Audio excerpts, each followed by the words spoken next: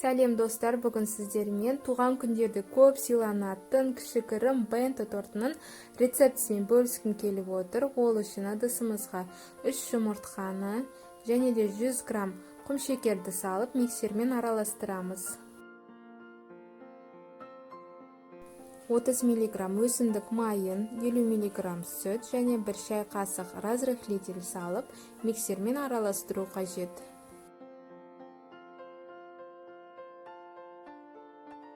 120 грамм ұнды міндетті түрде илеуіштен өткізіп салу қажет, сонда тортымыз жақсы көтеріледі. Дайын болған сұйық массаны духовкада 180 градуста 40-45 минут пісіреміз. Бисквитіміз бөлме температурасында суы қажет, сонда жақсы кесіледі. Мен бисквитті 3 бөлікке бөлдім. Ең жоғарғы беткі бөлігі қисықтау шықты, оны алып тастадым.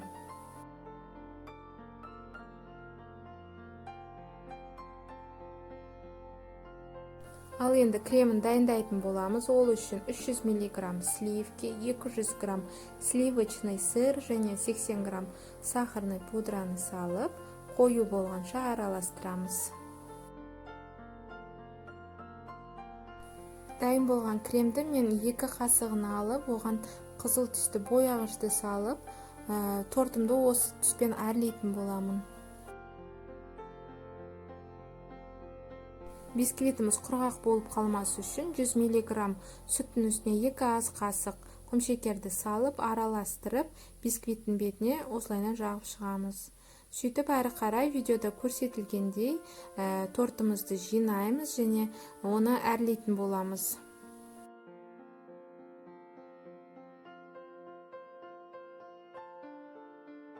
Достар, рецепт ұнап жатқан болса, лайк басып, каналға тіркеліп алыңыздар.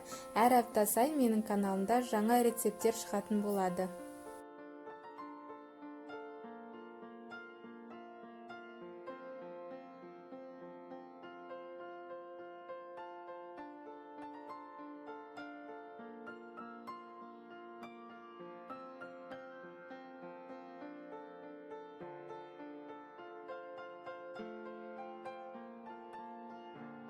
Достар, рецепт ұнаған болса, видеоның астына комментарий қалдырып, поделиться батырмасын басу арқылы достарыңызбен бөлісе отырыңыз.